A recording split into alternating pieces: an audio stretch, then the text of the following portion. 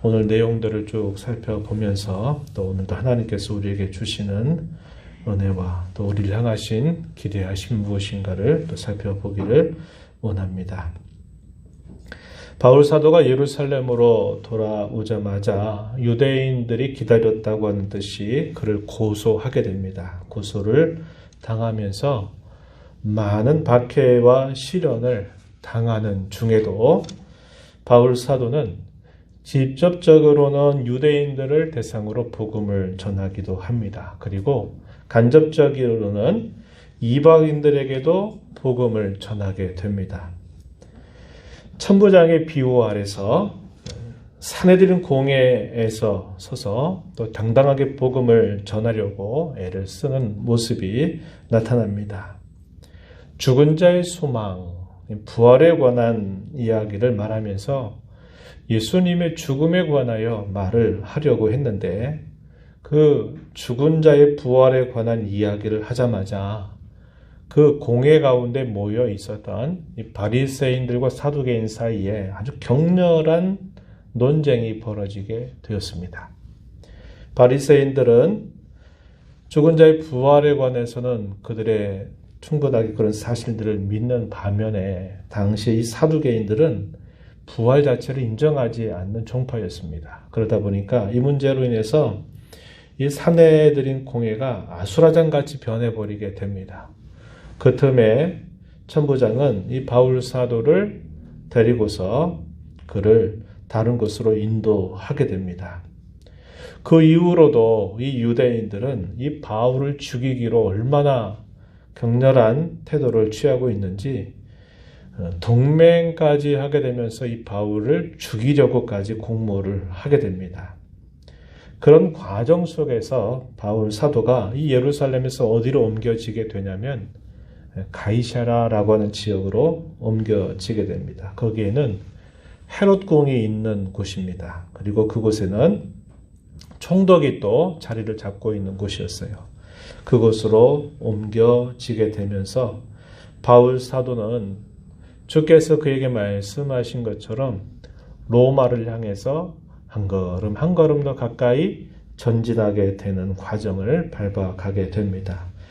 오늘 우리는 그런 과정들을 함께 주목해 보려고 합니다. 그러면서 하나님께서 이 바울에게 약속하셨던 바를 어떻게 이루어 가시고 계시는지를 살펴보고 또 그 교훈을 함께 나누고자 합니다. 이 시간에도 성령 하나님께서 저와 여러분의 눈과 마음 또 귀를 열어 주셔서 잘 깨닫고 또 결단하는 귀한 시간이 되기를 바랍니다. 오늘 우리가 읽은 내용은 많은 내용들을 담고 있지 않습니다. 제가 조금 전 초대에 말씀을 드렸던 그런 내용들을 소개해 주는데 아수라장이 된 그 사내들인 공회에서 바울 사도를 데리고 나옵니다. 데리고 나와 있었던 터에 유대인들이 처음에 자기들이 계획했던 바가 이게 완전히 무산돼 버리게 되죠. 그러니까 어떻게 하냐면 이 바울을 이런 방식으로 해서는 안 되겠다. 그래가지고 서로 모의를 꾸며가지고 바울 사도를 죽이겠다. 이러한 결심을 하게 됩니다. 이런 결심 가운데서 40명이 어떻게 굳은 결심을 하게 되냐면은 이 바울을 죽이기 전까지는 먹지도 않겠고 마시지도 않겠다라고 굳은 그런 결의를 다지고서 맹세를 하게 됩니다. 그리고 그 40명이 동맹을 하게 돼요. 그리고 난 다음에 이 40명의 대표가 되는 사람이 종교 지도자들을 찾아갑니다. 우리가 바울을 죽이기로 이렇게 굳은 맹세를 했다. 그러니까 바울 사도를 한번 지나가도록만 해라. 그러면 그 지나가는 길목에 우리가 숨어 있다가 지나가는 순간에 그를 처치하겠다. 이렇게 종교 지도자들에게 이야기를 하고서 그 일을 추진하려고 하는 겁니다. 재판이라고 하는 방법을 통해서는 이게 안 되겠다. 이런 판단이 들었던 것 같아요. 그러다 보니까 그런 방식으로 하지 말고 이제는 그냥 가장 직접적으로 그를 처단하는 방법을 해야 되겠다. 이러한 결심을 하게 된 겁니다. 그들의 이러한 결심에는 어떤 마음이 있었을까요? 하나님께 대한 열심이라고 생각을 했을 겁니다. 또 그들이 했던 이 맹세는 마치 혈맹, 피로 맺은 그런 맹세처럼 아주 분명한 그런 맹세였어요. 그 맹세도 아주 적절하고 좋다라고 생각했을 것입니다.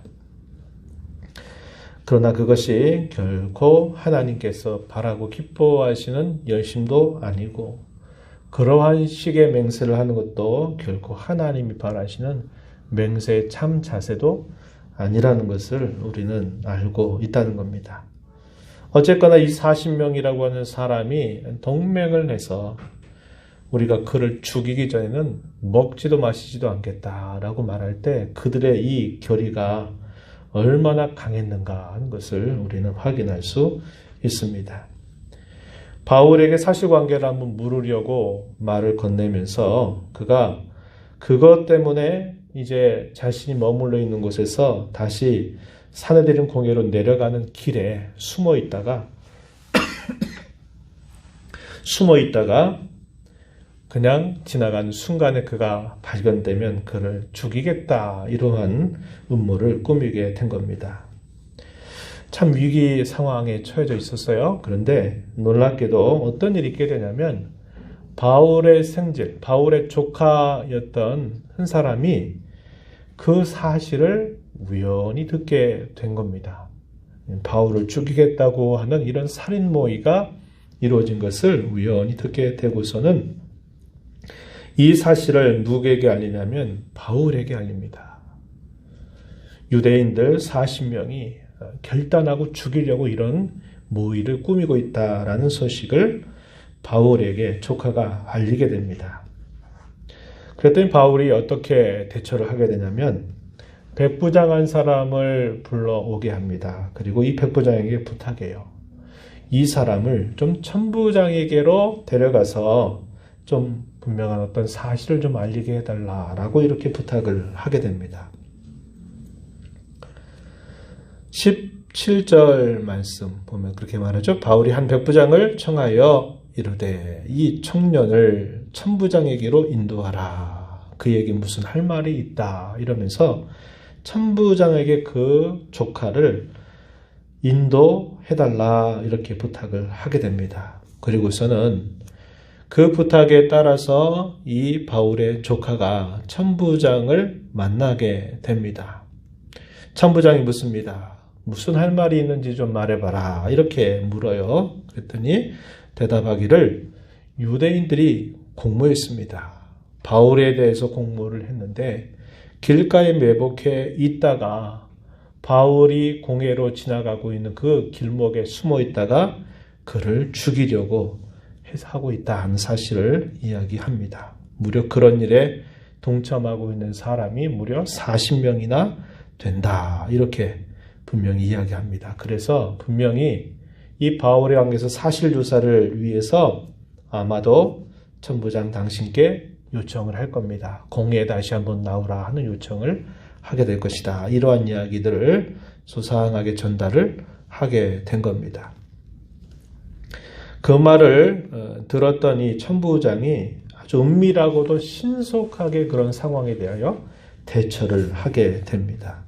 22절 말씀에 보면은 뭐라고 이야기하냐면 자, 청년에게 먼저 경계를 하게 합니다. 뭐라고 말합니까? 이 일을 내게 알렸다고 아무에게도 이르지 말아라. 이 일에 대해서 누구에게도 이야기하지 말아라. 이렇게 그 바울의 조카에게 이야기를 하고 난 다음에 백부장 2명을 부릅니다. 백부장 2명을 불러서 명령을 내리게 돼요. 지체하지 않고 명령을 내리는데 어떻게 명령을 내리냐면 특별 호송 부대를 꾸리게 한 겁니다. 그리고 이 호송 부대를 통해서 바울을 그 예루살렘에서 당시에 총독이 있고 헤롯궁이 있었던 가이사랴로 밤에 그를 이동하도록 명령을 내리게 됩니다. 23절 말씀에 보면 백부장 둘을 불러서 말합니다. 밤 제3시 가이사랴까지 갈 보병 200명, 기병 70명, 창병 200명을 준비하라. 얼마나 많은 군인들을 대동하게 했는지 우리가 보게 되죠. 인원수만 해도 몇 명입니까? 한 470여 명이 되는 군인들을 대동해서 바울 한 사람을 가이사랴로 이송해라, 이런 명령을 내리게 된 겁니다.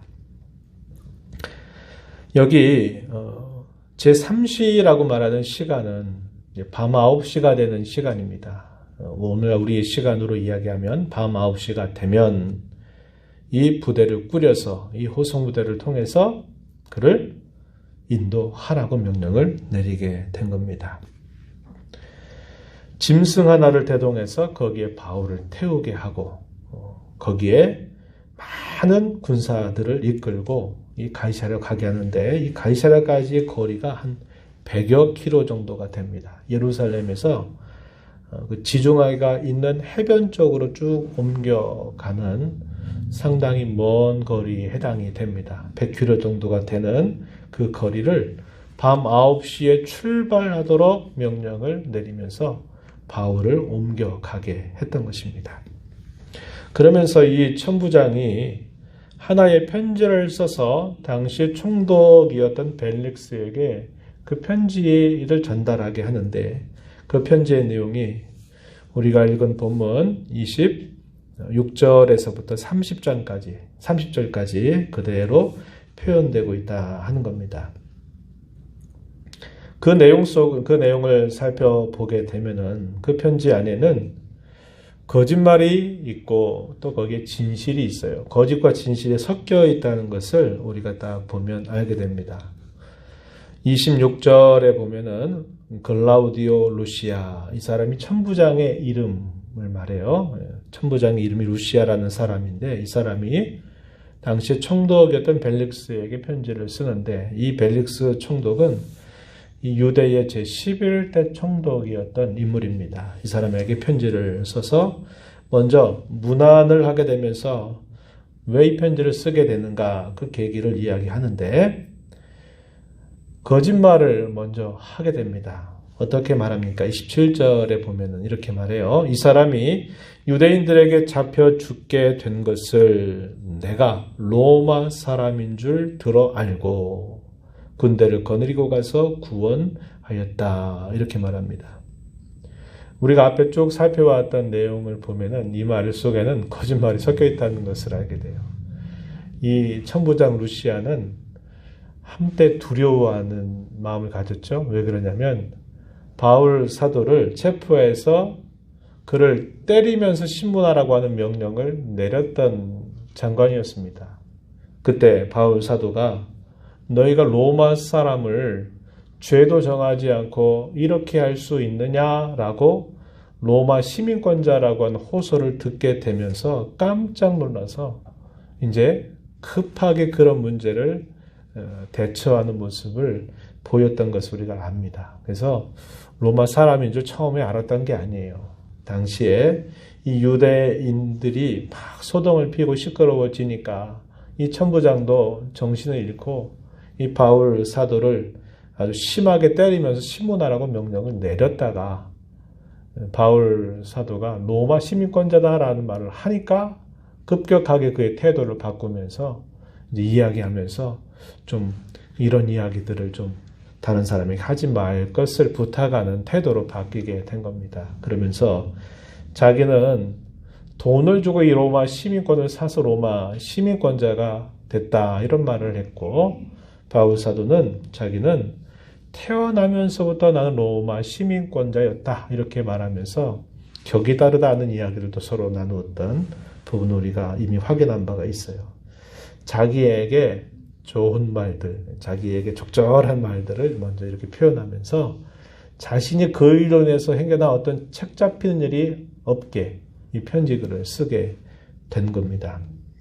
먼저 선점한 거예요. 바울 사도를 만났을 때 이런저런 이야기를 물었을 때 행여나 자기의 책 잡힐 만한 일이 드러나게 되면 또 책임져야 될 일이 있을 수 있기 때문에 루시아는 그 부분에 있어서는 모든 부분들을 싹 추리고 거짓말 섞인 말을 이렇게 하는 모습을 나타내주고 있다 하는 겁니다.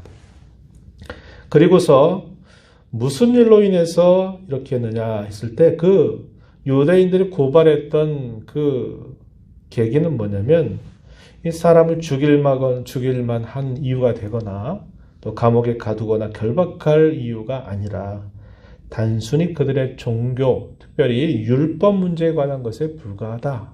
이 사실을 자기가 파악했다라고 알려줍니다. 29절 말씀 한번 보시면은 고발하는 것이 그들의 율법 문제에 관한 것뿐이요 한 가지도 죽이거나 결박할 사이가 없음을 발견하였나이다. 이렇게 말합니다. 그럼에도 불구하고 왜 이렇게 이 사람을 그곳 총독으로 보내게 됐는지를 설명해야만 했어요. 그 이유는 그를 죽이려고 하는 관계가 있었기 때문에, 그런 모의가 있었기 때문에 그 사실을 알고 총독이 이 문제에 관하여 적절하고 올바르게 판단해 줄 것을 부탁하기 위해서 이 사람을 보냈다. 이런 이야기를 전달해 주는 겁니다. 그러면서 30절에 보면 관계가 있다라는 말을 자기가 들어서 당신께 보냈다 말하고, 또 하나는 고발하는 사람들이 이제 당신에게 가서 그에게 말하라 하였나이다. 이렇게 말하면서 고발자들이 총독에게 가서 이제 재판이 이루어질 것에 대해서 예고해 주는 내용을 이 편지의 마지막 부분에서 표현을 했다는 겁니다. 그리고서 이 편지와 함께 마침내 이 천부장이 명령했던 것처럼 밤에 오랜 시간을 거쳐서 바울 사도를 가이사랴로 그를 이끌어 가게 됩니다. 그리고 안디바드리라고 하는 곳으로 그를 데려다 놓았다고 말하죠. 31절에 보면은. 그리고 다음날 기병들로 하여금 바울을 호송하게 한 다음에 그 군인들은 다시 자신들의 영내로 돌아갔다고 이야기를 해줍니다. 벨릭스가 바울을 처음 대면하면서 짤막한 대화를 나눕니다. 34절에 보세요. 이렇게 말하죠. 출신이 어디냐라고 묻는 겁니다. 너는 어느 영지 사람이냐라고 묻고 바울 사도가 대답하죠. 나는 길리기아 다소 사람이다 라는 사실을 이야기해 줍니다. 그러면서 이제 재판을 위해서 그를 헤롯 궁에 지키도록 명령을 내리게 된 겁니다. 이것이 마지막 35절에 보면은 그렇게 표현이 되어 있어요. 오늘 우리는 이 짤막한 이야기를 보면서 무엇을 확인하게 되느냐? 하나님께서 아주 특별한 방법으로 이 바울 사도를 보호하고 인도하고 계시다 하는 사실들을 우리는 확인할 수 있다는 거예요. 23장 11절 말씀 한번 거기 가서 한번 보시면 이렇게 말합니다. 그날 밤, 바로 전날 그 전전날 밤 말하는 거죠. 그날 밤 주께서 바울 곁에 서서 이르시되 담대하라. 내가 예루살렘에서 나의 일을 증언한 것 같이 로마에서도 증언하여야 하리라. 유대인들의 시련과 박해, 거짓된 고소, 소란, 소동 이런 것들이 바울 사도에게 미치게 되는데 위기 상황들은 어떻게 가까스로 하나씩 넘어가지만 계속적으로 불안한 마음을 가질 수밖에 없는 상황에 있었을 때 부활하신 주님이 네가 예루살렘에서 나를 증언한 것처럼 너는 로마에 가서도 나를 증언할 것이다. 이렇게 주님이 그에게 말씀하시고 그를 보호하실 것, 그를 인도하실 것, 그것을 약속을 하셨다는 겁니다. 그 약속을 하나님이 이루시는데 아주 특별한 방법으로 그 일을 이루어 가신다는 것을 우리가 살펴보게 됩니다. 조카를 통해서 우연히 그 사실을 하나님이 듣게 하시죠. 또 그 조카를 통해 들은 그 말을 듣고서 로마의 군대를 대동해서 이 군인들을 통해서 하나님께서 그를 지키시고 보호해 주심을 우리가 살펴보았습니다. 대적자들의 음모, 죽이려고 하는 그 음모, 그 목적을 우리 하나님은 알고 계시면서 그것을 하나의 수단으로 그것을 삼아서 하나님께서 바울에게 약속하셨던 그 약속을 이루시고 하나님의 선하심을 잘 보여주고 계시다는 것을 우리가 이 이야기를 통해서 확인하게 됩니다.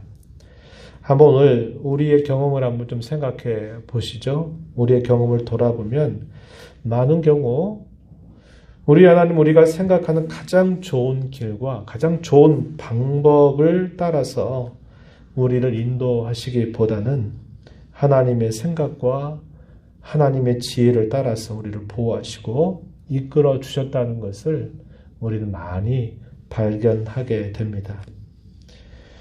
우리는 그 과정, 하나의 과정을 지나가게 될 때에는 그런 사실들을 잘 깨닫지 못해요. 왜냐?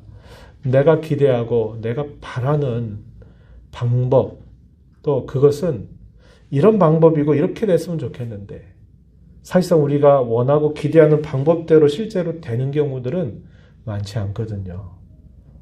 우리가 생각하지 못하는 방법으로 하나님이 이끌어 가실 때가 더 많다고 하는 겁니다. 그래서 그 과정을 볼 때는 아니 나는 이렇게 했으면 좋겠는데 왜 이렇게 되지 않는가 하는 것 때문에 잘 깨닫지 못할 때가 많아요. 그런데 결과적으로 그 일이 다 끝나고 나서 우리가 조금 더 깨닫는 사실은 뭐냐면 하나님이 그때 이런저런 상황들 때문에 하나님께서 이렇게 인도하시고 이런 방법을 사용하셨구나 하는 것을 우리가 일이 끝나고 나면 조금 더 깨닫게 될 때가 있어요.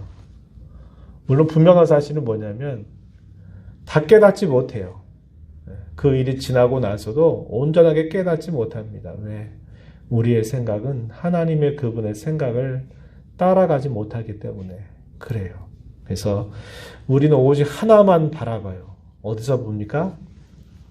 내 관점, 내 생각, 내 경험에서 오직 하나만 바라보고 이렇게 해주시면 좋겠다. 이렇게 기도하고 이렇게 기대하고 나아가요.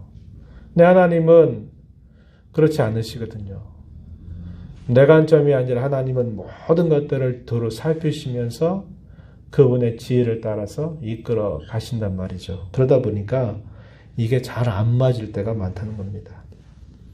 그 일이 지나가고 난 다음에 생각해 보니까 그때 저런 일이 있었구나. 또 저런 일이 있었구나. 또 이런 일이 있었구나 하는 것들을 여러 가지로 종합적으로 생각해 보니까 하나님이 그렇게 하신 것이 가장 잘 인도하신 것이구나. 우리는 예전보다는 조금 더 깨닫게 돼요.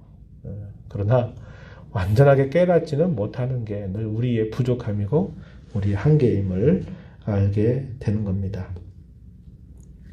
코로나 시대를 우리가 살아가면서 누가 이처럼 이렇게 오랜 시간을 지나게 될지 예측이나 했습니까? 잘 몰랐죠. 조금 극복되는 것처럼 보이다가 또 유행이 되다가 또 조금 잦아져서 뭔가 될 것 같다가 보면 또 긴장 풀려서 또 유행이 오고 그게 무려 우리 대한민국에 4번이나 왔단 말이에요. 그리고 이 4번째 되는 이 유행은 가장 길게 계속되고 있는 일이 되어 버렸다고 하는 겁니다.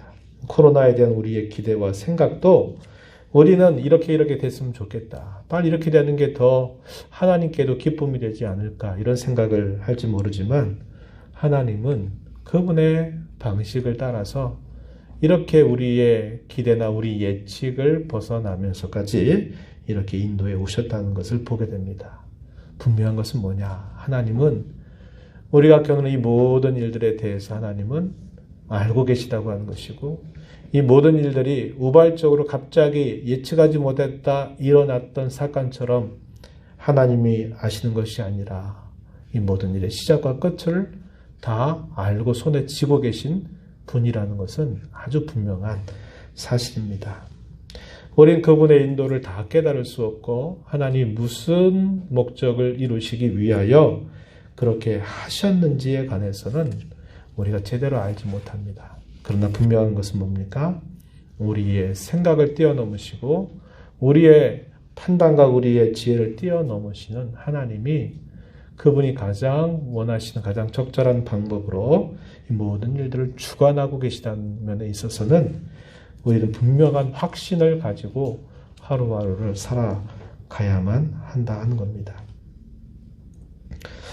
우리가 아는 이야기 가운데 그 이야기 있죠. 잘 아는 이야기입니다. 요셉 이야기. 하도 많이 들어보셨을 것인데 요셉이 17살 정도 됐을 때죠. 17살 정도 됐을 때 이 형제들의 미움을 받으면서 그가 종의 신분으로 낯선 이방인에게 팔려갔어요. 잘못한 것이 있다면 그 모든 형제들의 허물을 아버지 앞에 이야기한 부분일 겁니다.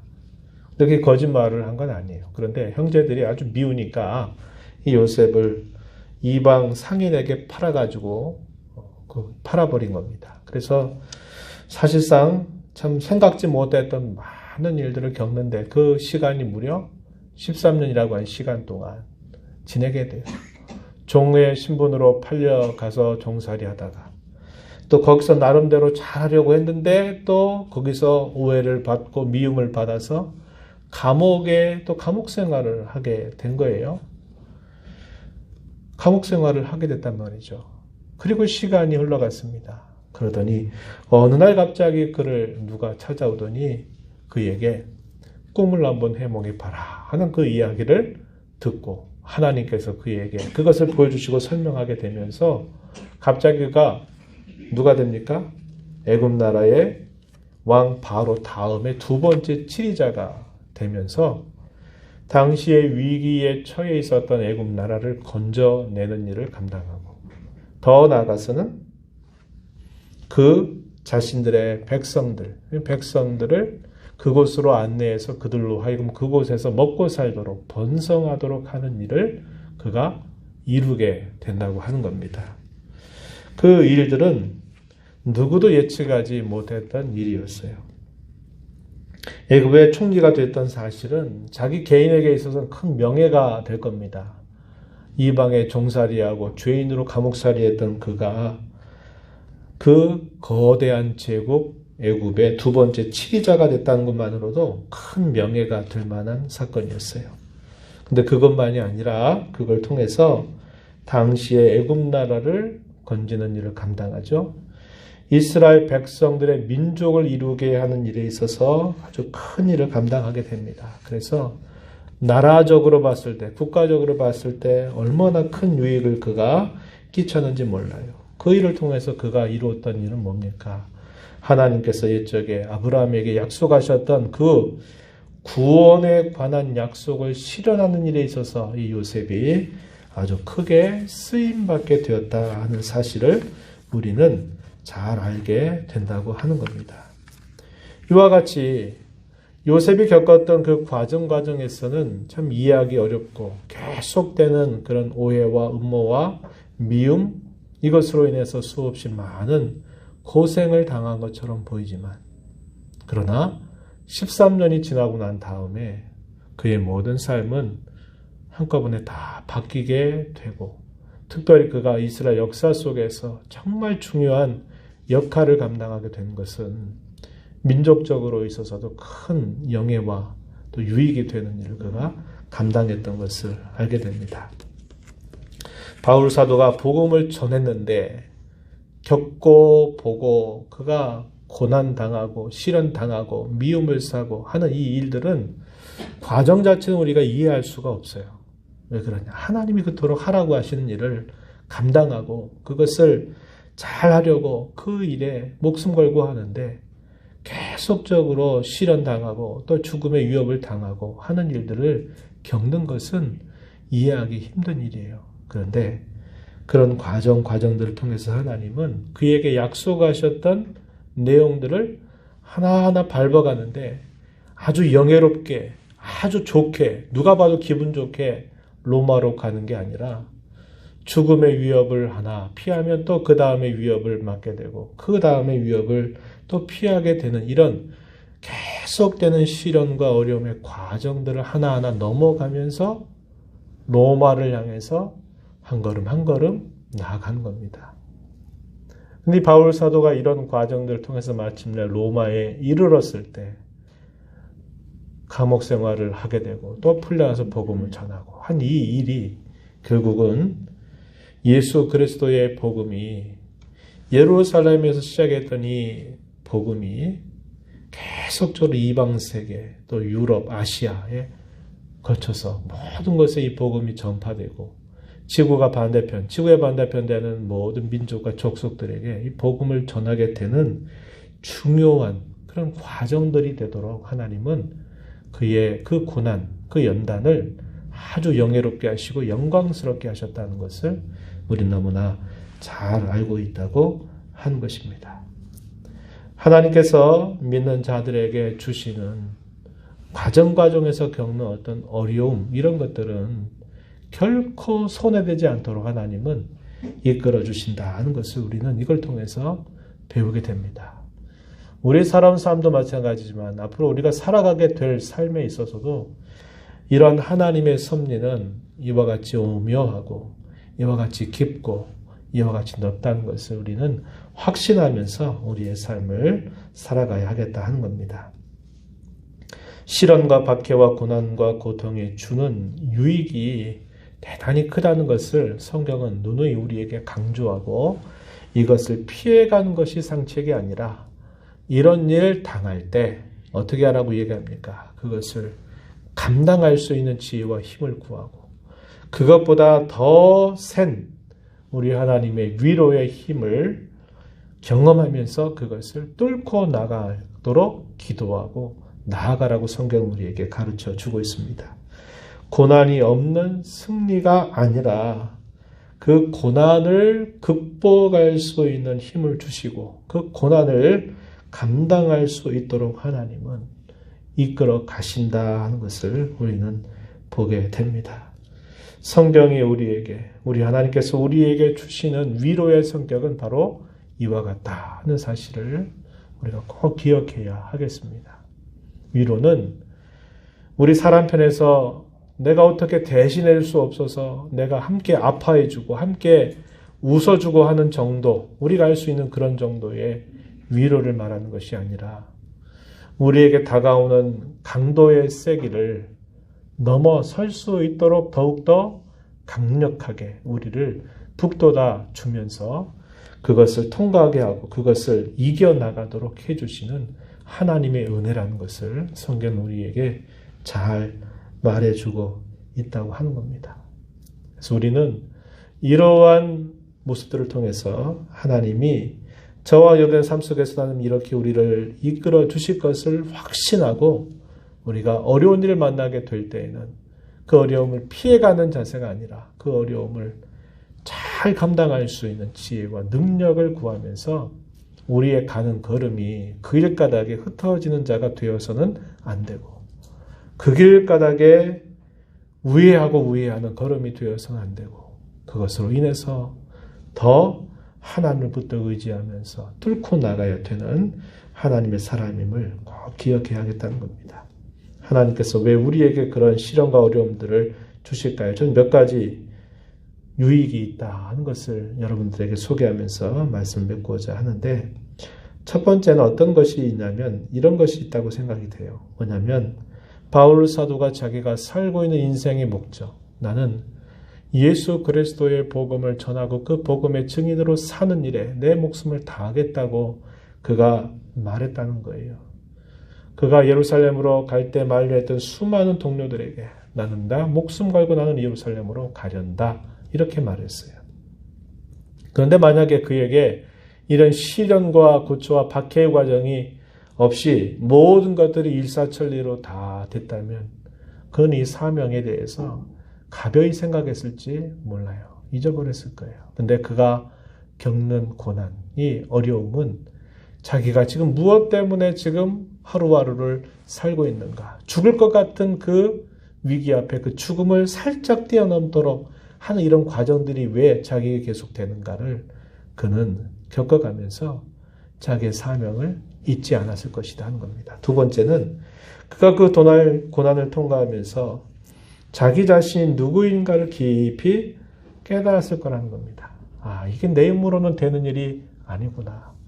나는 오직 이거 하나 하려고 하고 오직 이거 주님 기뻐하신 이 일을 하려고 하지만 계속적으로 내게 다가오는 그 많은 나보다 더 큰 세력들 앞에서 나는 내가 그걸 감당할 수 있는 사람이 아니로구나. 이것을 깨달으면서 어떻게 했을까요? 더 주님을 붙들고 더 주님을 의지하는 태도를 가졌을 것입니다. 고난을 통해서 그의 모난 그런 그의 성품들이 하나하나 빚어지게 되는 일들을 그가 경험을 하게 되었을 거예요. 이건 성경이 우리에게 보여주는 확고부동한 사실이죠. 다윗의 10년 넘는 방랑 생활, 그가 뭐 잘못했다고 그런 일을 겪어야만 됩니까? 억울한 일이에요. 억울한 일. 사울에게 왜 미움받아 그가 10여 년 넘는 이 세월 동안 광야로 곳곳마다 피할 곳을 찾아서 도망자로 살아야만 했을까요? 이유가 설명이 안 돼요. 그런데 그가 그런 방랑이라고 하는 시간을 겪으면서 수많은 시편의 내용들, 우리 영혼의 해부하기라고 부르는 그 수많은 깊은 이런 고백들이 그 마음으로부터 우러나와서 하나님께 간절하게 기도 올리고 기뻐 찬양하고 구원을 노래하고 수많은 성도들에게 위로를 주고 힘을 줄 수 있었던 건 뭐냐면 그가 그런 무고한 고난과 시련을 당하면서 그의 신앙과 성품과 인격이 다듬어졌기 때문일 것이다. 우리는 너무나 잘 알고 있다 하는 겁니다. 마지막으로는 우리가 바울 사도의 이야기 그리고 아까 요셉 이야기를 했는데요. 이 고난은 결과적으로 어떻게 되느냐? 우리에게 뭐가 된다? 영광이 된다. 우리 자신에게 영광이 되게 하세요. 그리고 또 어떻게 하느냐? 하나님께 영광이 되도록 하나님이 이끌어 가신다고 하는 겁니다. 요셉의 삶이 그러했고 바울 사도의 삶이 결국 그러했다는 겁니다. 다윗의 삶이 또 그랬어요. 성경의 수많은 신앙 선배들이 겪었던 많은 시련과 고초와 고난과 어려움들은 과정들이 참 힘든 과정들이지만 그 결과를 봤을 때는 그것이 자기에게 말할 수 없는 영광이 되었어요. 물론 그 영광은 장차 주께서 오셔서 누리게 하신 영광에 비하면 그것도 큰 것은 아니에요. 그럼에도 불구하고 자기에게 말할 수 없는 영광이 되게 하셨고 그것을 통해서 또 하나님께 영광이 되도록 이끌어 가셨다는 겁니다. 우리는 오늘 이 이야기를 통해서 그 이야기를 우리 자신에게 잘 적용하는 지혜를 가지고 살아야만 해요. 어려운 일을 당하게 되면 그 어려움 때문에 다른 데로 피하지 말고 그 어려움을 이겨나갈 수 있는 지혜와 힘을 주실 것을 믿고 더 주님께 의지하는 자로 살아가야 되겠고 내가 무엇 때문에 하루하루를 살고 있는지를 또 되뇌이고 고난 속에서 우리의 연약함을 깨달으면서 주님을 더 붙들고 우리의 모난 성품이 하나님의 성품을 닮아가는 자로 빚어지고 그것이 결과적으로 내게 영광이 될 뿐만 아니라 하나님의 영광이 나타나도록 하는 삶으로 우리 이끌어 가신다. 이런 사실들을 우리 마음에 간직하면서 고난과 어려움이 오거든 어떻게 하자? 어떻게 하자고요? 피하지 말고 도망치지 말고 거기서 잘 주께서 주실 위로를 기대하면서 더 잘 감당해 나가는 저와 여러분이 되자고 하는 겁니다. 우리 남은 생에 이런 말씀들을 마음에 새긴 자로 살아가는 모두가 되기를 축복합니다. 하나님 아버지 오늘도 바울 사도가 로마로 가는 과정에서 겪는 많은 어려운 시련과 고생스러운 일들 우리로서는 잘 납득하기 어렵고 힘듭니다. 그러나 바울 사도는 자신이 겪는 그 모든 시련과 고난과 박해 앞에서 그는 주님의 크신 능력을 경험하고 자신의 모난 성품들이 더 빚어질 뿐만 아니라 그것이 결국 자기에게는 영광이 될 것이고 하나님의 영광이 드러나게 될 것을 기대하고 바라보면서 자기에게 감당케 하실 주님을 굳게 붙들고 나아가는 모습을 잘 보여주었습니다. 오늘 저희가 살아가는 삶 속에서 우리가 이해할 수 없는 많은 어려움들을 우리가 만나게 될 때마다 우리의 본성으로는 감당할 수 없지만 이렇게 앞선 신앙의 선배들의 모습 무엇보다도 우리 위하여 말할 수 없는 고난과 또 모든 고통을 다 겪어주신 우리 예수님을 저희가 기억하면서 어떤 일 만나고 어려운 일 닥칠 때 우리의 마음을 더 굳게 다잡아서 주님을 붙들고 신뢰하며 의지하며 주께서 주실 지혜와 능력을 구하면서 잘 감당하고 이겨나가고 극복해 가는 저희들 되도록 인도하여 주옵소서. 예수님 이름으로 기도하옵나이다. 아멘.